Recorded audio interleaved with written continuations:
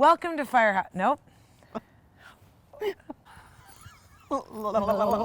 Welcome to Firehouse. We are so excited to share this massive transformation in the next series of videos about how we came from this to this.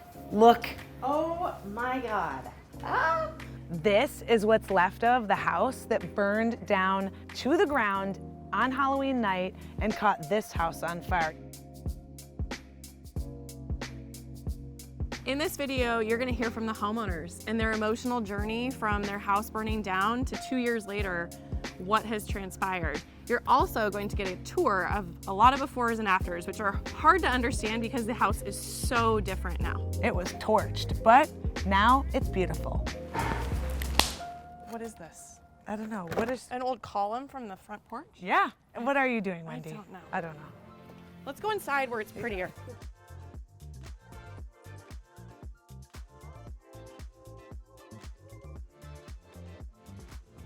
We're at our Firehouse. We've been in a rental for 2 years. It'll be 2 years on Halloween of this year. And we're rebuilding and we're getting very close to moving in. We call it the Firehouse because our neighbor's house burned completely to the ground, which caught our house on fire, mostly on just the south side of the house, and then it got up into the attic. The inside was just destroyed by water and smoke damage. We had to get over the trauma of the house burning down and how to even start. When you're coming from the outside, yes, I was very emotionally connected with the homeowner in this case because we've been friends for 24 years, but I was able to take a step back and say the most important thing we do right now is build a team. This is an amazing opportunity to create a house that they could really, really love and enjoy and create memories in.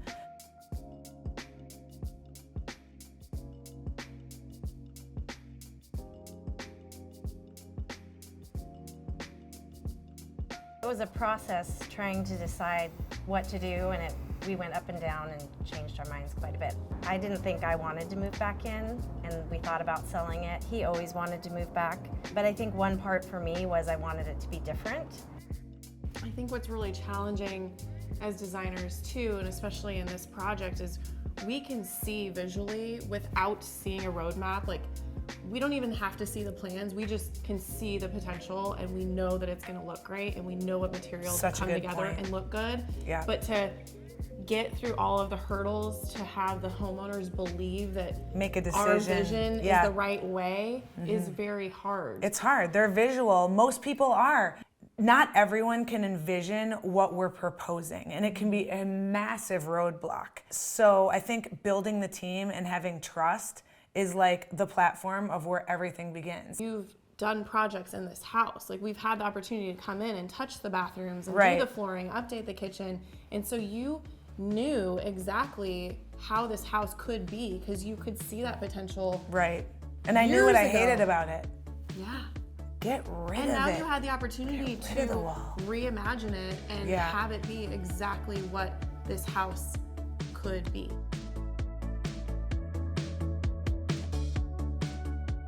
Immediately, the engineering and the scope of this project was enormous.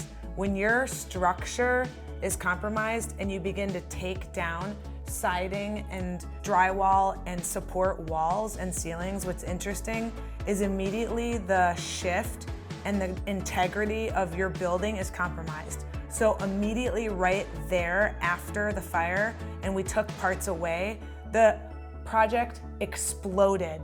And we had to reinforce with engineering and reinforce with structure, which immediately grew the project. But it also allowed us to create a home that was more stable. It went from walking in and seeing just utter chaos of insulation an inch deep to being completely gutted, and then slowly just a couple weeks later, you would have drywall up in one room, and then you'd have drywall up in other rooms, and then, over time, it became things like flooring and cabinetry. It's just such a process that like it's not like a one-time thing. You walk in and it's done. Teal would send you and I a text and say, oh my gosh, the floors are in.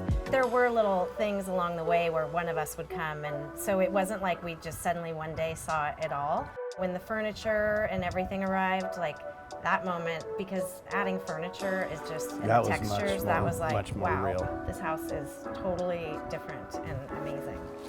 Hooray!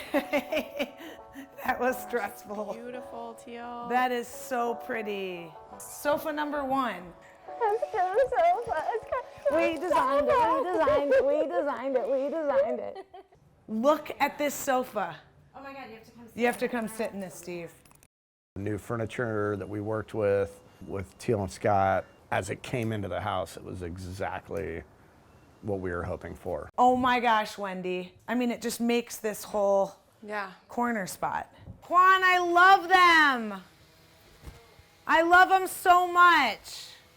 I think in anything you do, everyone needs to be in their sweet spot and as much in their flow state as possible and get experts that are really good at what they do. And I've learned over the years, like, I can do it all because we're women and we can do it all.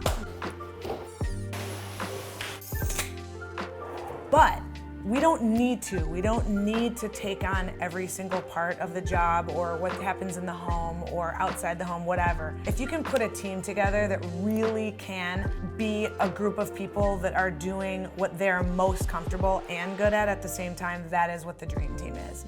And we had an engineer, an architect, a builder, designer, and stylist. And it ended up being, you know, the dream team. It was really great, and that's when the best projects come together. So forming your team is at the forefront. It should be where you begin. Trust is everything. Where is everybody? We're trying to keep moving. We're heading up to the primary bath. We're trying to do mirrors and shower doors, and no one's following us. Clients just want, you know, point A to point B. They want the project to just go along this line and then it's done. And I don't think it's a straight line. They learn very quickly it's not. I mean, it's like a dance. Yes. You're spinning around, you're going backwards, and you're going forward. It's massive. I think it's all about a series of challenges and how to overcome them with grace and how to overcome them where everyone gets to weigh in and we come to a compromise. And it is a dance. And sometimes this person gets what they want and sometimes this person gets what they want. But all along the way is trust and communication. It always works out in the end. It's just in the beginning when you're making decisions along the way, it's really hard for people. There was one day where I just looked at the plans and looked at where things were, and I was like, okay, I can officially say I want to move back in so we can do it as though we're moving in rather than we're going to be renting it, which is a totally different house, you know? In a way, the fire gave us the opportunity to reimagine those things. The kitchen was on the south side of the house, so we moved it over to the north side, and you know, we added an office, and so we added some things that we wanted to, and then a full bedroom and bathroom downstairs. So it did give us the opportunity to make some amazing changes to the house, you know. So now we have a brand new home.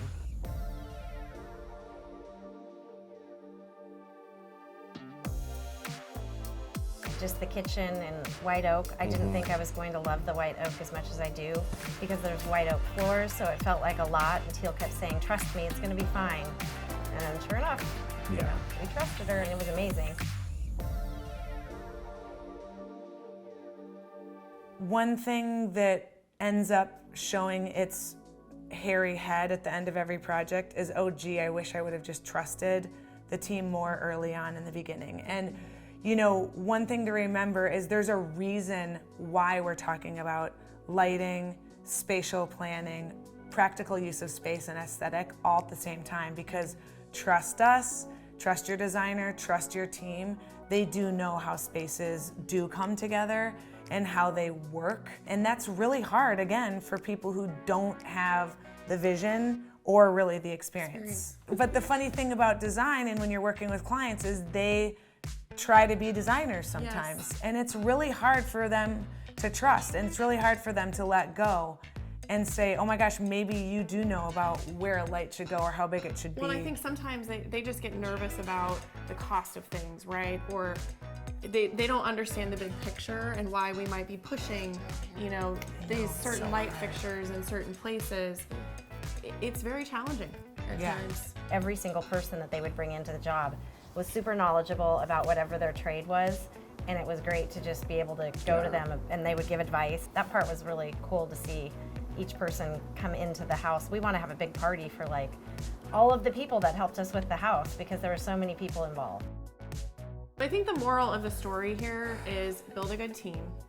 Put some trust in your design team, in your contractors, if they are worthy to be trusted. Due diligence is important. Talk to people who've used those team members before and form your own team, and you might end up with something like this. Thanks for joining us at the Firehouse.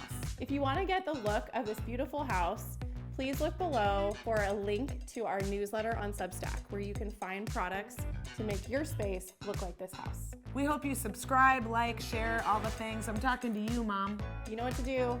Click that like, follow button. Thank you so much for joining us. See you on the next one. Hello. Hello. We are going to design around it because we are going to design